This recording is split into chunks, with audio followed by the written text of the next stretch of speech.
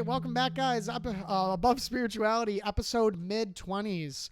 My producer, Nils Clausen, did tell me to say that, so I said it. Shout out Nils and Alexander. Shout out Chipotle, feeding my boy Alexander. And shout out my good friend Luke Lindstrom, back again, our first repeat guest. Hi, guys. Yep.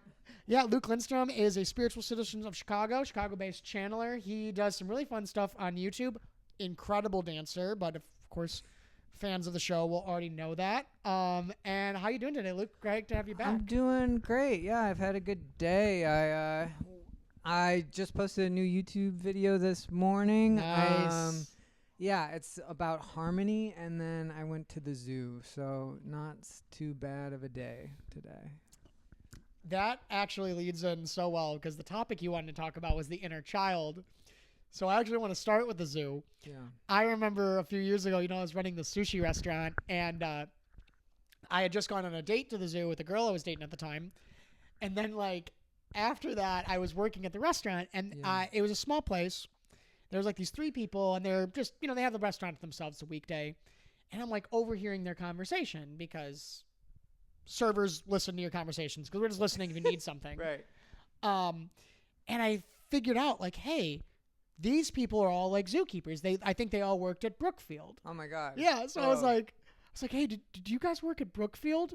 They're like, yes. And I was like, I was just there. And this woman, she was mid-30s. I was mid-20s. She spoke to me like I was a 6-year-old. And she was like, and what was your favorite animal? And I just looked at her and I was like, I liked the fat meerkats. And she just straight out brought out my inner child that me semi-grown man. Yeah. Just instantly. So what was your favorite animal that you saw? There's this little kind of baby sloth-like creature called, I think it's called a slow lorry or something. Yeah, I know what those are. They look kind of weird, right? Yeah, they have huge eyes. They're not those were super cute. I also saw a duck with a blue bill. It wasn't really part. It just happened to be a duck. It was there was a little bird sanctuary area, and I've never seen that type of duck before. So I was like, this is cool. And also condors. The condors were beautiful. The condors are so cool. Yeah. I adore the zoo. I know that you can talk about the ethics of keeping the animals like that. But of course you can also talk the ethics of one, it helps conservation because people actually give a shit, if they see those things. Sometimes I think the animals are injured too. So. Yeah, that's true too. Right. But then the other side of it is it really does. I mean, the zoo for a child embodies their childhood spirit so much. That innocence, that joy, and that curiosity. Yeah. Right. Excuse me. I got all my beverages. So I want to ask, why did you, because I really loved our last conversation about love and shadow work. Yeah. And I tell you, that stuff still sticks with me. I'll probably mention the exact thing you said. Oh my gosh. Okay. Wow. No, I mean, before I ask you a question, I remember, you said something to me. You said, the more we embrace our pain, the less it has to teach me. And I really hope my other guests don't get jealous because I always receive something from my guests. Right. Luke, your words stuck with me, affected me, and I remind myself of them more than any of my other guests. Oh. That's actually true. Gosh, oh my God. That's actually 100% true. Thank you. I'm honored. Yeah. No. Yeah. Well, that's very sweet of you to say. So, why did you want to pick the inner child as our topic today? When I think of the inner child, it's an aspect of the shadow is an aspect of the inner child. So I thought it would be kind of, when you ask what type of topic we should do, the kind of trinity of I don't know, your inner, what makes you up, your inner child, your shadow, and your ego or your personality. And so I thought it would be kind of a good venture into the next part of a continuation of the first one we did. Yeah. I see what you're saying. And I think it's a great topic. Yeah. Because I think not only in modern mental health circles, therapy and counseling is becoming it's weird to say more popular, but I more. think, yeah, no, yeah, It's more used, right. more People accepted. talk about it more. Yeah. Yeah. But I even find that like in like the spiritual circles, more and more people are. Well, it's like we were texting. It's like a you could say it's a popular idea, which I don't know. It's like a cheap word for it, popular, but a lot of people are looking at like how so much of their current experience is from their childhood. Right, right. Yeah, I mean, I really believe that like we are given like pain and like experiences and things that like shape our mind from our childhood, and like you are almost like born as a blank canvas, and like what happens to you and the family you upbring, it does so much to shape you as a human. Your experiences, like so much of who you are is the experiences you've had, the people you've met. I would even say it's like shapes the structure of your face, and like this your entire body is like made up is a mural of like every experience you've had up until this point. And so I really believe like to be more aware of like what's the underlying, where is my choices, where are my thoughts, where are the words I say to myself coming from, and are they coming from my wounded aspect child self, are they coming from an empowered soul mature self? And being aware of when I say negative words to myself, I'm just reinforcing the pain that I survived, but I've still not really pulled the weeds out from, or still haven't really wanted to look under the bed and face and feel and honor and express. And so being aware of, we have an inner child due to the harm we've gone through, due to maybe us having experiences where we were babied or too much was taken care of for us, and we didn't really have people to don't think about that as much with child, but yeah, it's sorry, part of it, yeah. right? Your childhood was either too harsh and too aggressive, and or it was too easy and there wasn't enough pressure, or somewhere in between, and we all have like different percentages, but where we either didn't receive enough love, or where we either were able to coast a little too much, then prevents us from really growing up. And I would say when we're thinking about healing our inner child, it's all, can I love the parts of myself that are hurting the deepest? And like that goes into your shadow, because your shadow really is just a darkened aspect of your inner child that's begging for attention. Your most addictive parts of yourself, your most aggressive and hateful parts of yourself are aspects of your inner child hiding from its pain by being dominating, aggressive, hateful, either towards yourself, towards others.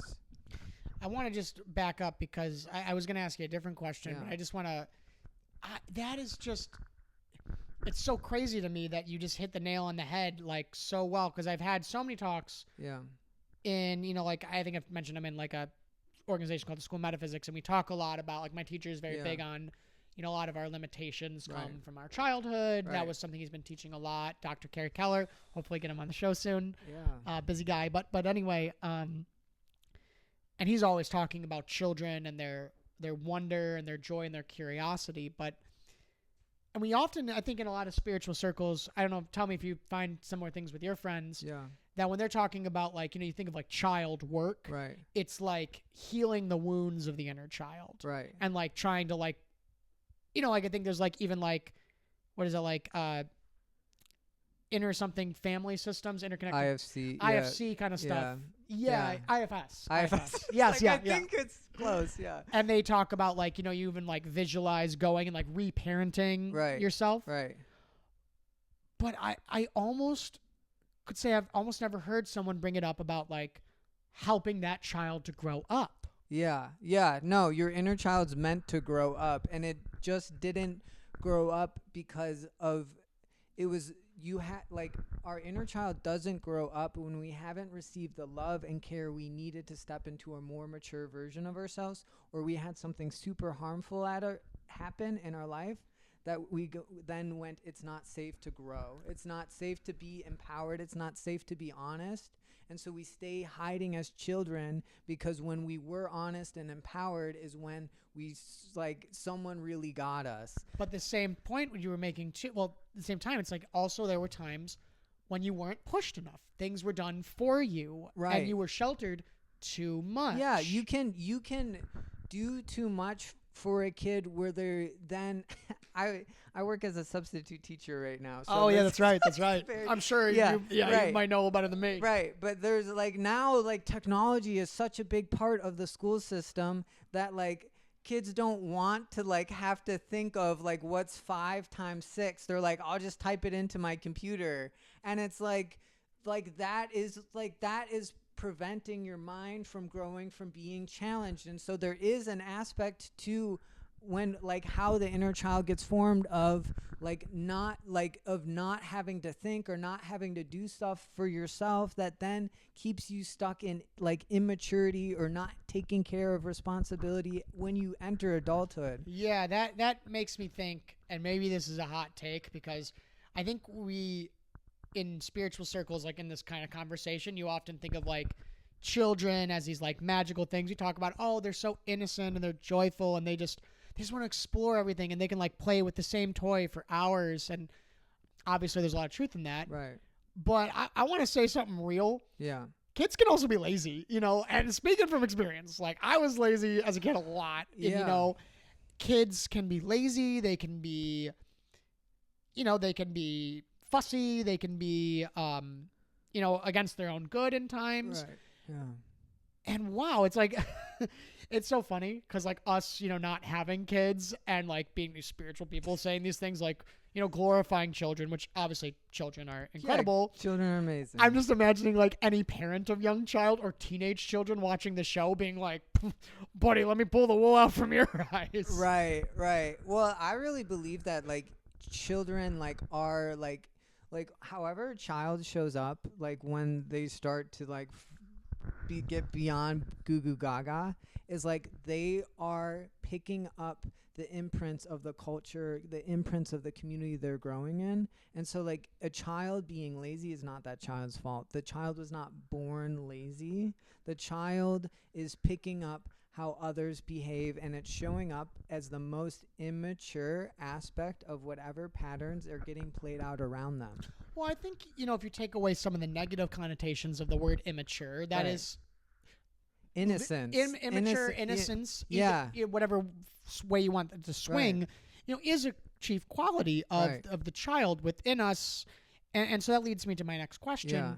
which is, if you take out, you had talked a little bit about Right. a definition of the inner child Yeah. before, but if you take out like the part of it like being hurt and stuff, like Right. how would you define, the part of our consciousness that is Yeah. the child? And when I say that, I mean like, Right. Yeah, I hear that. like yeah. just like as like a quality of consciousness. so you have an innocence to you that you never lose, and I would say that's like a purity of being, because in your experience, we are like not just in this body, we're living out many bodies all at once, and there's an aspect of us that has never been in an incarnation ever.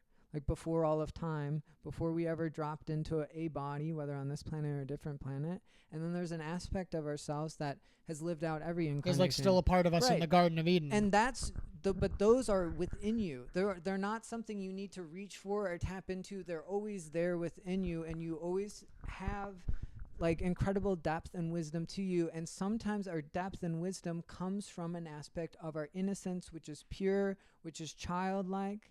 And that will give you like little whispers, and you can almost think of it like the innocence of your heart, and whispers of, I don't really like how this person's treating me. And it could sound childlike, but it's your inner child trying to say, the way this person's communicating to you is harming your innocence, and it's your innocence trying to make you aware of it. And so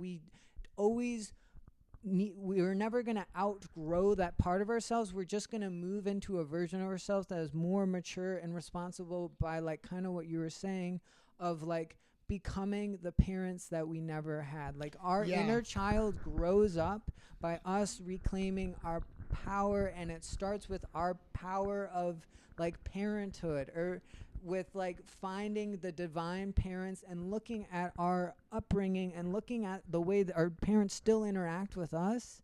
And what are the ways they don't take care of themselves? What are the ways they still nitpick or nag that really doesn't feel good to you? What are the ways that they can be negative, toxic, irritable? And looking at, is there anything within me that I do that same pattern? And or even relationships. Am I seeking out the relationship of my parents? Because that is a tendency when we move into adulthood, to our brain, before we like, as we are becoming more conscious, but maybe still finding our way a little bit, it has a natural tendency to look at your parents' relationship and go, that's healthy, whether that is or not, because that's what's normal. Well, that leads me. Oh God. Well, I really want to cover and talk about the whole parenthood thing and like as an aspect of ourself. I really liked your answer. Probably almost assuredly last time in a show I mentioned David Hawkins. Are you familiar with him as a spiritual teacher? Did like he wrote books like Power versus Force, doesn't matter. Okay. He had because he also talks about the innocence of the child within you, and he describes it as a quality of consciousness. Right. And he put it really well. He was like, everyone is fundamentally innocent. Yeah. Because consciousness, just as a phenomena, is itself just a chief quality of it is it's just impressionable. Right. It just receives things. And especially if it's not like built up, like it is in the case of an adult, more or less. Yeah. Like it just believes things it hears because that's just what it does. Right, right. The school of metaphysics, we often talk about the chitta, which is like a yoga term for like mind substance. Yeah. We talk about that as like the substance of your inner mind. You know, we talk about it as like being like film, like a photography, or like a garden bed. Yeah. It just receives whatever's put into it. It doesn't care. Right. Yeah, your mind functions like that. Exactly. Yeah, right. And that's in a way why we are so innocent. Yeah. And so what I'm hearing with what you were saying is like part of like the childhood voice that it can be a little like I don't like this because like it's receiving it, right, and it's like this hurts because I can see what it does. Right. And that just might, and that it might just be your heart communicating to you, but it might sound more innocent because our heart on its deepest level is always innocent and pure. And like even whatever happens to your body in this life, like there's an aspect of you that will never lose that. And I would even say to be in tune with your intuition. There's a higher mind, but then there's also the intuition or the knowing of the heart. And you can you receive intuition from both. And so really being in tune with your innocence and even taking time for play and creativity like you would as a kid actually helps you get more into alignment, more into like connection with your intuitive side. It's so funny because I don't know if you probably know him, Matt Cherney, Spider-Man. He's been going to the dances and stuff. He was saying much the same thing with how important like creativity and stuff is to like really get your higher centers going. Yeah. But what was I gonna say? You know, it's so interesting too that you mentioned about how there's like this part of us that is all like a higher consciousness. Right. That's like, you know, it's never been affected. Right. And it brings me back to the story of like the Garden of Eden. Yeah. And you know, at the again the School of Metaphysics, they talk about it like how they did a lot of these channeled books, not exactly channeled, but like kind of like Akashic record reading books. And they talk about how souls were largely not even meant to like incarn in physical bodies, but they had the ability to kind of like interact with the physical. And they were just so innocent and curious, you know, as a kid can be. They got into trouble. Like they were just, you know, causing problems. They were messing with like animal life and causing pain, but they didn't know. Right. And then they like pull out, like just as a kid was like, oh, never mind. Like I broke that. I'm gonna walk away. Right. But in a need to educate them, they had to be disciplined. They had to grow up. And in fact, that's, at least according to one source in the School of Metaphysics, that was where karma came from. It was the need to educate the children that like, hey, you can't just do anything you want. Yeah. When it comes to like, okay, gosh, I'm like so going on this thing you were talking about, how like part of the way to relate to the inner child is to help it to grow up. Right. Yeah. Yeah. I mean, so to look at your upbringing and think of what are the ways I was hurt? What are the ways I was harmed? What are the ways my parents or the people that raised me didn't take care of themselves? And one of the greatest ways to get your inner child to grow up is just do the opposite of the care you didn't receive. So if my parents didn't really work out, or my parents didn't eat a very clean diet, or my parents were addicted to substances, or my parents had a bad relationship with sex, or my whatever, or if my parents just always were focusing on what was wrong or always telling me that I was too much, which usually they go hand in hand, you're always too much for me, but then everything you do is not enough. And thinking about, okay, like let's start with that one. If you were always too much and then also not enough at the same time, one, you could just say more often as like a daily mantra, I'm enough, I'm amazing, I'm doing a great job. And just doing that is going to repattern the part of your brain, if you do it regularly enough, that is constantly focused on how you're not enough, because you're only focused on that because that's how you were taught to see things by your upbringing. The other thing to be aware of is to think of, now I'm losing my train of thought, but it's to then take it a step further and say, can I just encourage myself and compliment myself more? Because oftentimes if you were not enough, you didn't receive a lot of encouragement, a lot of appreciation, or a lot of hey, you're doing an amazing job, I think you're beautiful, and you're just crushing it today. What would it be like to say that to yourself regularly? Because that's what your inner child needs to grow up into adult, is to feel good about itself. And if it doesn't feel good, it's never going to grow up. Love is the greatest fertilizer when it comes to being and it's about looking at what are the ways I wish I would have been parent, and can I start to do that for myself? This reminds me of a piece. I'm doing a writing piece that I'm working on about the nature of love. Yeah. And, because I think when you think of love, there's kind of two main aspects to it. There's the love that is just the radical acceptance of I just love you because you are. Right. And it makes me think of that's kind of quintessentially the love of a mother. Yeah. It's just it doesn't matter that you suck at this or you lost this. I'm still going to make you dinner. I'm taking you home. I'll give you a hug. Right.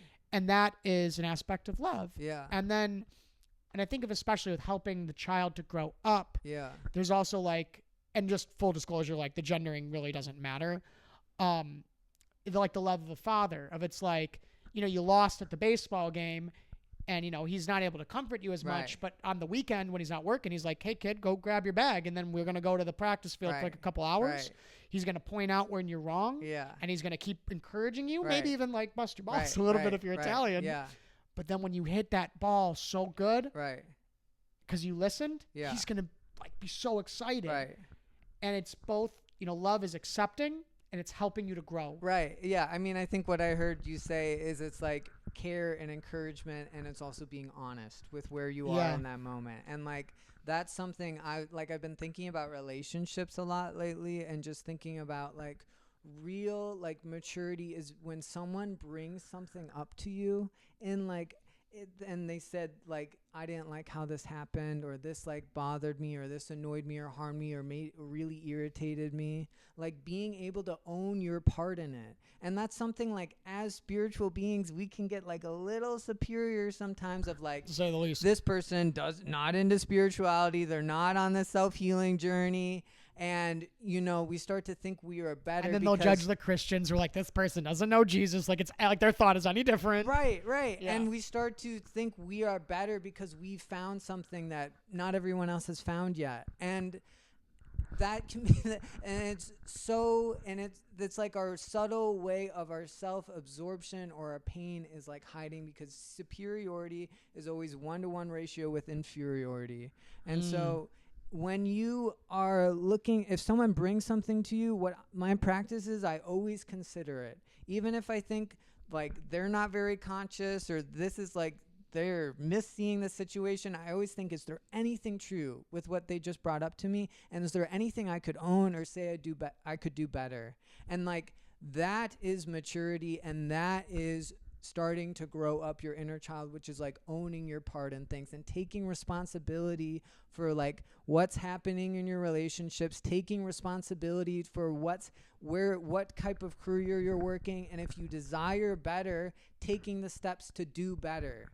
And not just like being like, I pray, I meditate, eventually something better is going to come to me.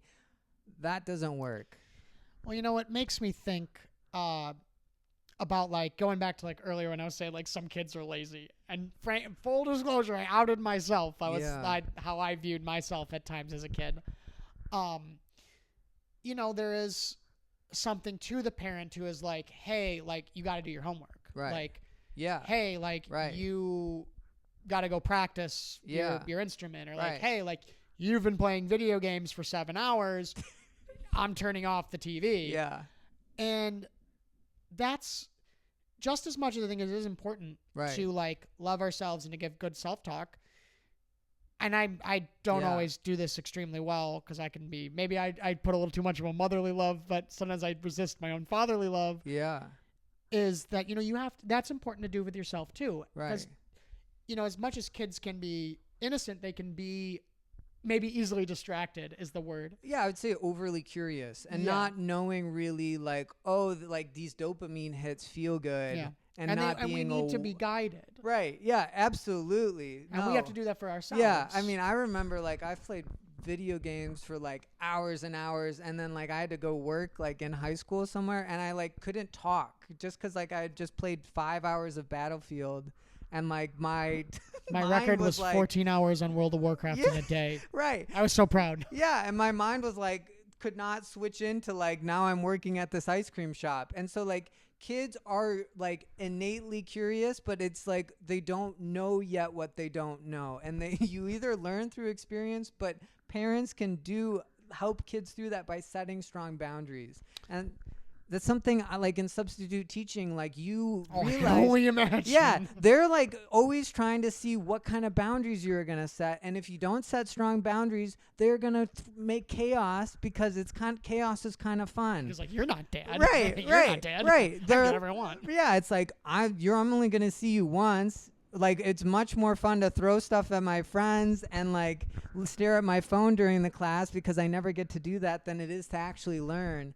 And so you learn that you have to, like, there's going to be times, like, even with yourself, you need to be stern. And if there's things you got to get done, you have to, like, be like, okay, I'm going to do this, and I'm not going to allow myself to get distracted. And that's, like, the divine masculine of, like, honesty, which is, like, what do I need to do? And how am I going to do about doing it? And the divine feminine would be intentionality, which is, like, you're not going to like step over people to get where you want to go. You're going to be like kind and caring with yourself as you strive, and you're going to balance it out with like taking breaks.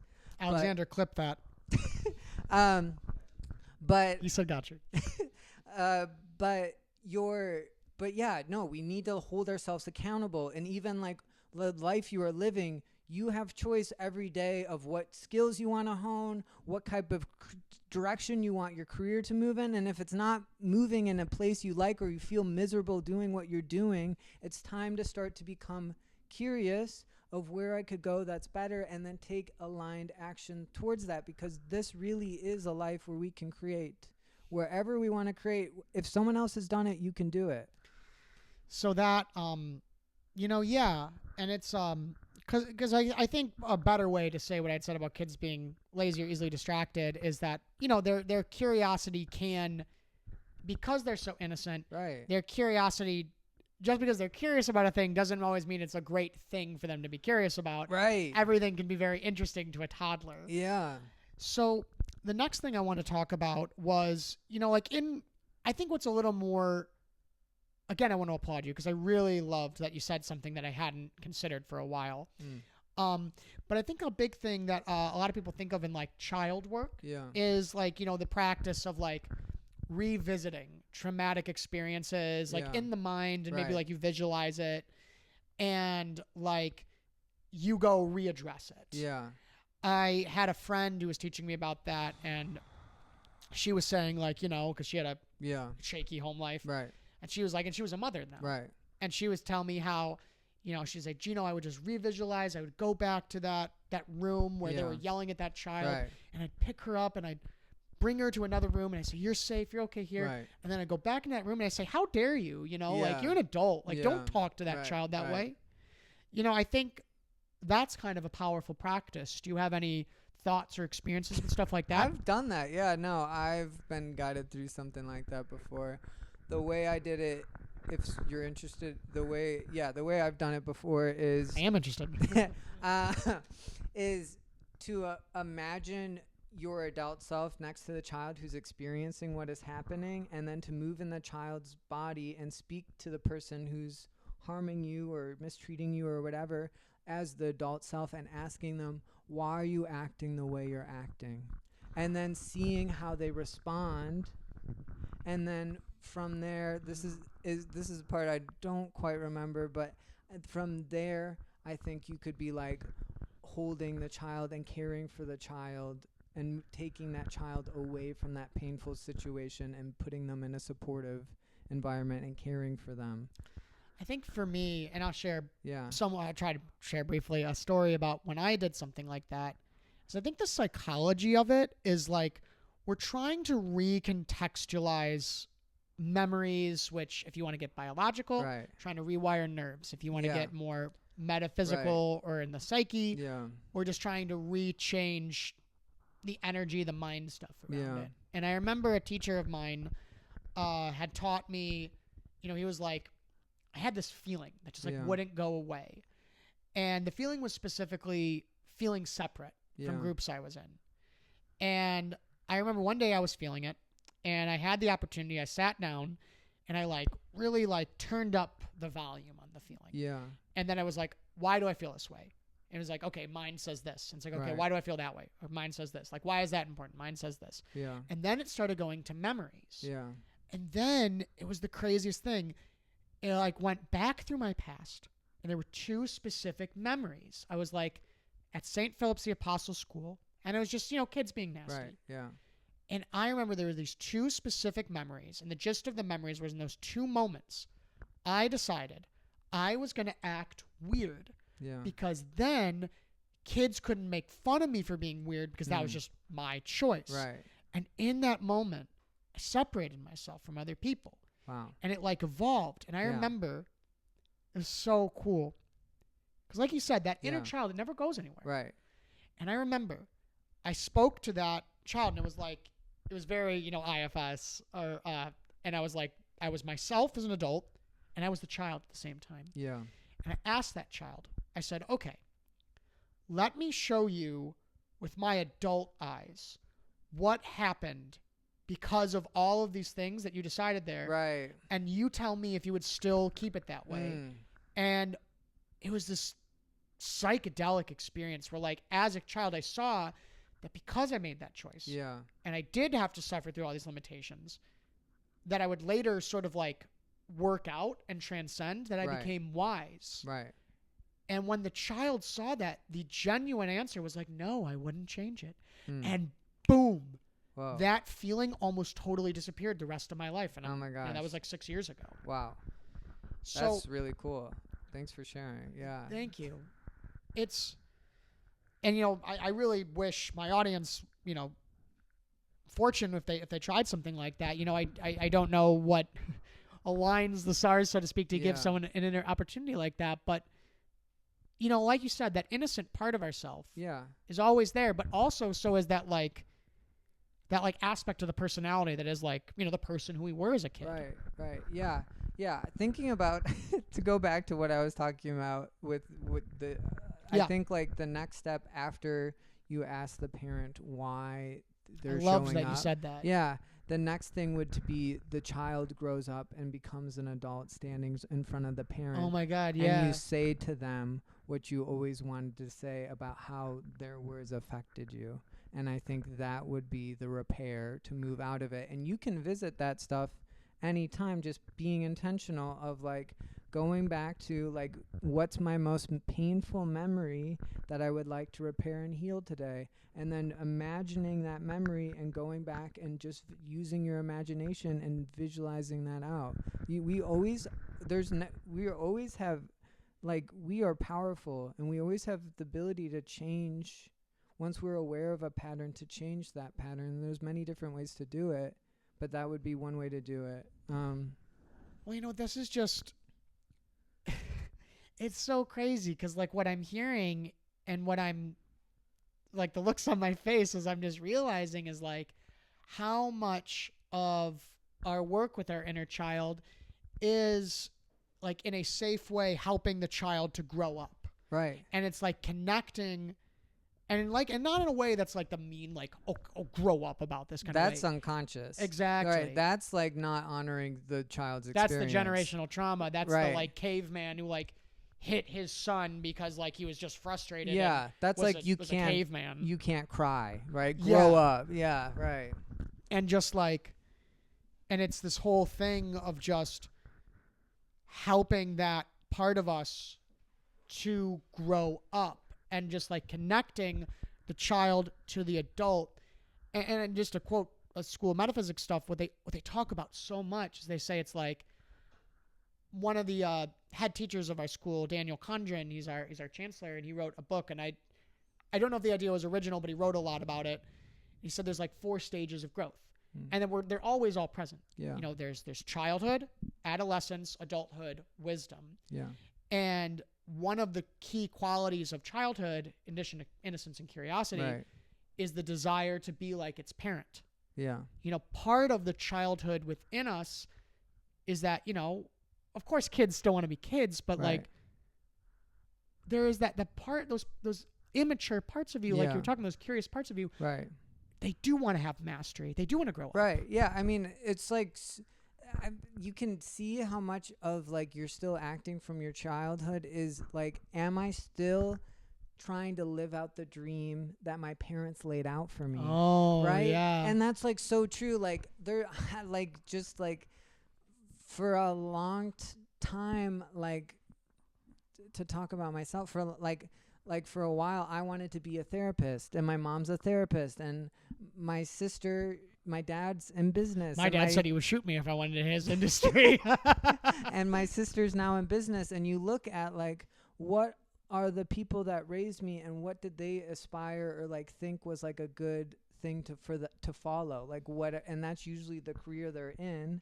And then how much of us grow up and try and do something like our parents because we're secretly looking for the validation of our parents of like, oh, they followed in my footsteps, and then like get more recognition and validation from them because we did that.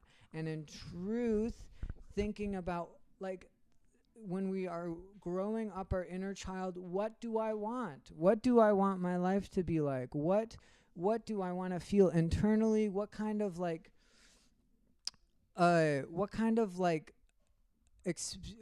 career do I want to have? Like, what would truly light me up, excite me on the deepest level? And can I go for that and strive for that rather than trying to stay comfortable in settling? And I think that would be the next thing to talk about is like when we're still acting from our inner child, we are settling and compromising in life. We are settling and compromising in our career. We're settling and compromising in relationships because we don't think we deserve better. And when you start to really find greater maturity, self-love, encouragement, you start to turn inwards and you start to become curious of, if I stop compromising, what would that better be? And that is when we really are moving out of spiritual adolescence into our adulthood. And just like, I want to say this, so I'm going to say it before. Please. Is like, I really believe the journey of growing up our inner child is the journey of enlightenment, because really light and love is interchangeable. And if you can embody that love, the love of the mother and the honesty of the father, and you live your life from that standpoint and that level of care and integrity and being mindful of your heart and other people's hearts every day, that is what you would call a wise ass person or enlightened master or a leader or a teacher. And so thinking about what are the ways I act that is still immature, how do I settle and compromise in my life because I don't think it's possible to strive for more or I don't think I deserve more, and what are the ways I need to show myself greater love and kindness and compliments and encouragement, and what are the ways I can be more honest with how I live, more honest in how I move through my life, more honest of is these relationships working for me or not working for me. Yeah. I'd clap if it wasn't like I have a microphone in my hands.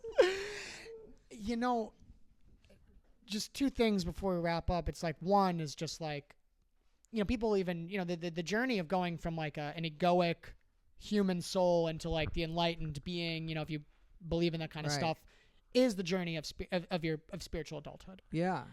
And, you know, when we talk about the child within us and we talk about the parent within us, the adult within us, you know, the quality of the child is that innocence, that newness, that curiosity, that wonder. And the quality of the adult is that strength. And maturity. And that maturity. Right. And so just as the adult needs the innocence of their child so that they can be free in the world, the inner child within needs the strength of the adult within us to be like, go for it, honey. Like, go for it, my love. Right.